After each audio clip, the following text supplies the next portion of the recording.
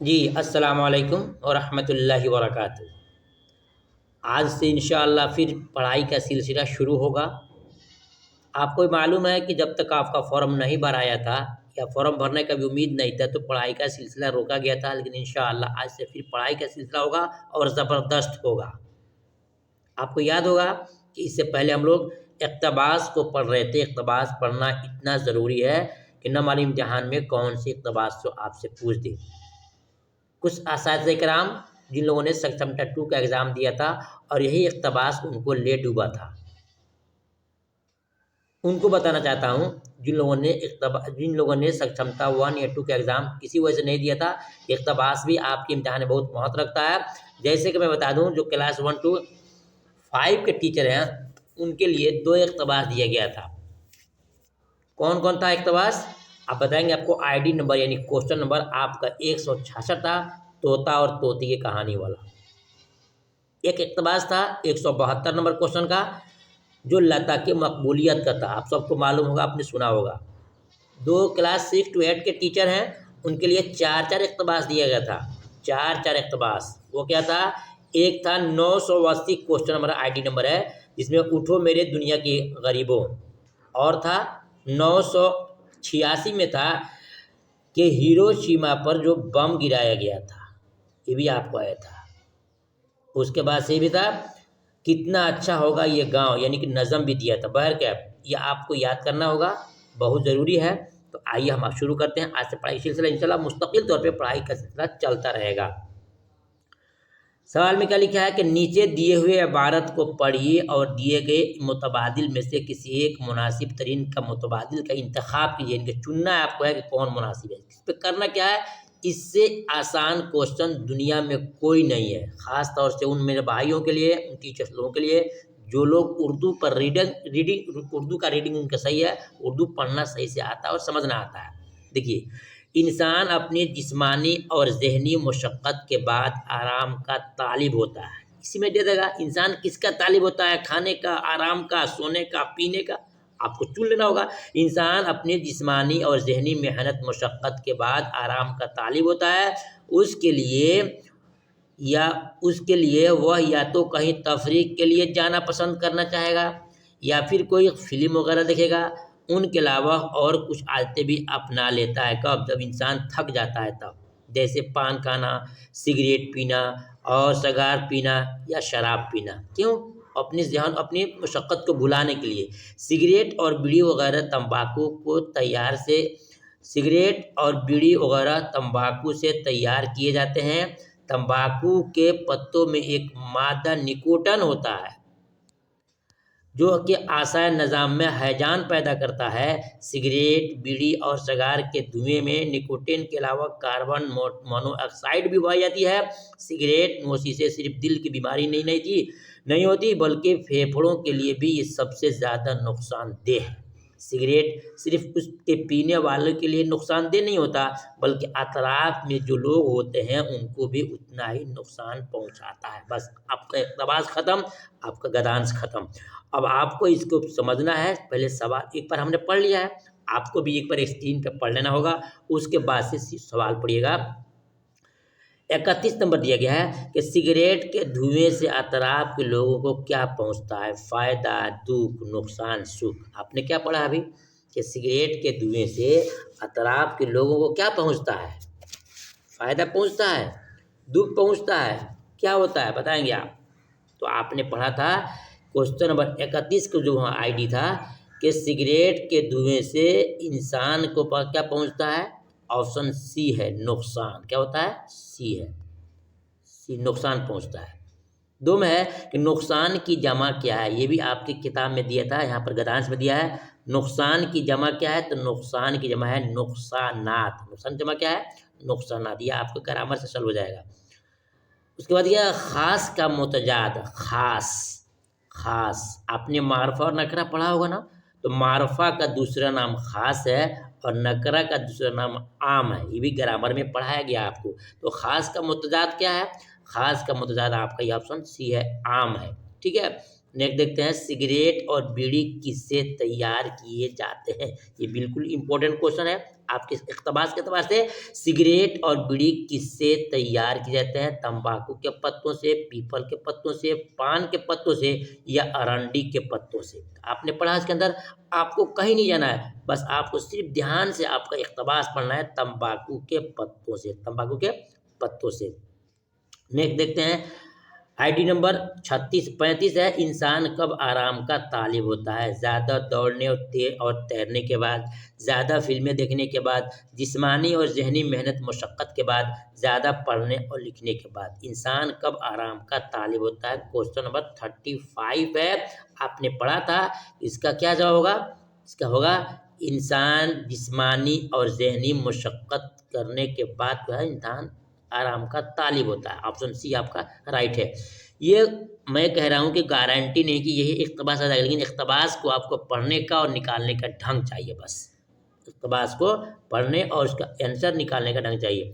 सवाल नंबर 36 है, यह आपके ऑब्जेक्टिव में क्वेश्चन ये आ सकता है, अलग से आ सकता है, बहुत इंपॉर्टेंट क्वेश्चन है। निकोटीन इंसान के किस निज़ाम में हैजान पैदा करता है?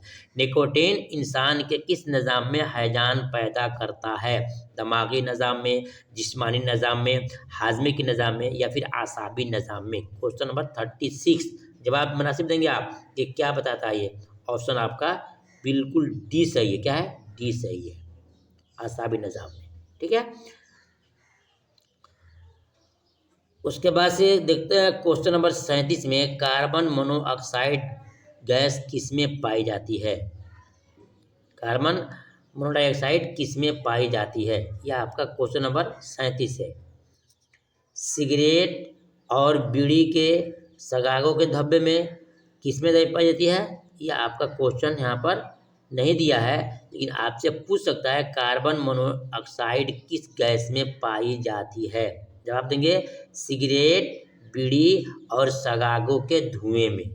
सिगरेट, बीड़ी और सगार के धुएं में क्या है? कार्बन मोनोऑक्साइड की गैस पाई जाती है, जो बहुत इंपॉर्टेंट है। ये आपसे क्वेश्चन आपसे पूछा जा सकता है। ठीक है, अब आइए देखते हैं दूसरा इख्तबास है, आपके नसर के साथ साथ नज़म का भी इख्तबास दे सकता है, जो बहुत इंपॉर्टेंट। सुनिएगा ध्यान से, देखिएगा।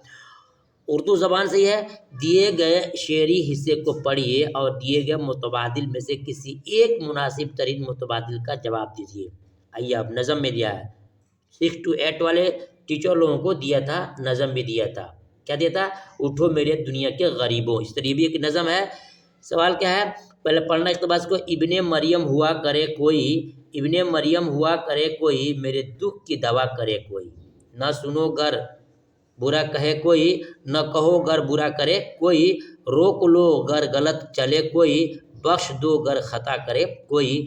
कौन है जो नहीं है हाजतमंद, कौन है जो नहीं है हाजतमंद, किसकी हाजत रवा करे कोई, किसकी हाजत रवा करे कोई। बस ये बहुत इंपॉर्टेंट था। अब यहाँ पूछ रहा है आपसे, इब्ने मरियम किसे कहा गया है? इब्ने मरियम किसे कहा गया है? देख रहा है, हजरत यूसुफ अलैहिस्सलाम को, हजरत मूसा अलैहिस्सलाम को, बताएंगे मूसा अलैहिस्सलाम को या इब्राहिम अलैहिस्सलाम को या ईसा अलैहिस्सलाम को? इब्ने मरियम से कौन मुराद है? बताएंगे आप। इब्ने मरियम से कौन मुराद है? बताइए सड़ा से। तो देखिए, अल्हम्दुलिल्लाह हम लोग मुसलमान हैं, हम लोग का अक़ीदा एतक़ाद है कि हम लोगों ने इसको सही से पढ़ा है, लिखा है, देखा है, तो हमें चाहिए इसका सही जवाब चुनने के लिए कि इसमें इब्ने मरियम से कौन मुराद है। बताएंगे का जवाब क्या सही होगा?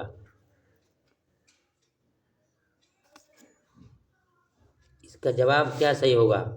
तो हज़रत ईसा अलैहिस्सलाम को इब्ने मरियम कहा जाता है। ईसा अलैहिस्सलाम को इब्ने मरियम कहा जाता है। ठीक है, और उसके बाद नेक्स्ट क्वेश्चन देखेंगे तो आपको मिलेगा क्या? अगर कोई किसी को पहले आप यहाँ टिक लगाते हैं कि सही जवाब क्या होगा? हज़रत ईसा अलैहिस्सलाम। अगर कोई किसी को बुरा कहे तो क्या करना चाहिए? अगर कोई किसी को बुरा करे तो क्या करना चाहिए? बुरा भला कहना चाहिए, समझाना चाहिए, शौक से सुनना चाहिए, सुनना नहीं चाहिए। सही जवाब क्या होगा? अगर कोई किसी को برا بھلا کہے تو کیا کرنا چاہیے؟ اس کو سننا نہیں چاہیے، بولیے کہ بھائی یہ مناسب بات نہیں ہے، آپ یہاں سے بات کو روک دیجیے، ٹھیک ہے۔ سوال نمبر 3 میں ہے کہ شاعر خطا کرنے والے کے ساتھ کیسا کرنے کو کہہ رہا ہے؟ شاعر اسی نظم میں دیا ہے، شاعر خطا کرنے والے کو کے ساتھ کیا کرنے کو کہہ رہا ہے؟ سزا دینے کو، مارنے نہ دینے کو، بخش دینے کو یا مار دینے کو؟ بتائیں گے سوال نمبر 3 میں کیا کہہ رہا ہے؟ سوال میں شاعر خطا کرنے والے کے ساتھ کیا کرنے کو کہہ رہا ہے؟ بولیں گے کہ اس کو بخش دینے یعنی کہ اس کو معاف کر دینے کو شاعر کہہ رہا ہے، ٹھیک ہے۔ نیکسٹ دیکھتے ہیں سوال نمبر 4 میں غلط راستے پر چلنے والوں کے ساتھ کیا کرنا چاہیے؟ جی غلط راستے پر چلنے والوں کے ساتھ کیا کرنا چاہیے؟ اس کو روکنا چاہیے، ان کے ساتھ برا سلوک کرنا چاہیے، اس کی حوصلہ افزائی کرنی چاہیے، اور ڈی میں ہے ان کا غلط کام میں ساتھ دینا چاہیے۔ بتائیں گے کیسے ہوگا؟ آپشن یہ کوشچن نمبر 4 ہے، صحیح جواب اس کو روکنا چاہیے، اس کو روکنا چاہیے، اس کو روکنا چاہیے، جو بھی آدمی غلط کرتا ہے اس کو روکنا چاہیے۔ سوال نمبر 5 میں ہے شاعر نے حاجت مندوں کے لیے کیا کرنے کو کہا ہے؟ جی شاعر نے حاجت مندوں کو کیا کرنے کو کہا ہے؟ ان کا ساتھ نہ دینے کو، ان کے ساتھ برا سلوک کرنے کو، حاجت پوری کرنے کو، ان کا مذاق اڑانے کو۔ شاعر نے سوال نمبر 5 پہ کیا کہا ہے؟ جواب ہوگا کہ حاجت پوری کرنے کو کہا ہے، کہ جب کوئی ضرورت مند آپ کے سامنے آ جائے اس کی حاجت میں ضرورت اس کی پوری کر دینی چاہیے، آپ کے پاس صلاحیت اور چھمتا ہے تو۔ دیکھتے ہیں سوال نمبر 6 میں حاجت کے معنی کیا ہوتا ہے؟ جی حاجت کے معنی کیا ہوتا ہے؟ طاقت، ضرورت، ہدایت، کیفیت۔ حاجت کے معنی کیا ہوتا ہے؟ بتائیں گے حاجت کے معنی ہوتا ہے ضرورت۔ جی اساتذہ کرام یہ آپ کے اقتباس رہے، انشاءاللہ اقتباس کا سلسلہ چلتا رہے گا، اور میں آپ کو بتا دوں کہ آپ کو بہت اچھے انداز میں ان تمام کو صرف زیادہ نہیں 15 اقتباس میں آپ کو پڑھاؤں گا۔ یہ آپ کے اقتباس نمبر میرا 5واں ہے، انشاءاللہ 10 اور پڑھ لیجئے، انشاءاللہ کہیں سے بھی اگر ہم آپ کے آئیں گے، غدار سے آئیں گے، اقتباس سے آئیں گے تو آپ ناکام نہیں ہوں گے، کامیابی آپ کی قدم چومے گی۔ دوسری بات یہ ہے کہ میں انشاءاللہ آپ کے لیے سمان گیان سے جی کے جو بہار سے ریلیٹڈ ہے وہ بہت بہترین انداز میں تیار کیا ہوں، انشاءاللہ اس کو بھی آپ پڑھیں گے تو کافی آپ کو فائدہ ہوگا۔ امید کرتا ہوں کہ سمان گیان اور اردو سے کافی آپ کو فائدہ ہمارے چینل سے ملے گا۔ چینل پر نئے ہیں تو سبسکرائب کر لیں تاکہ جب بھی ویڈیو اپلوڈ ہو تو آپ تک پہنچے۔ پھر ملتا ہوں نیکسٹ ویڈیو میں، تب تک اللہ حافظ۔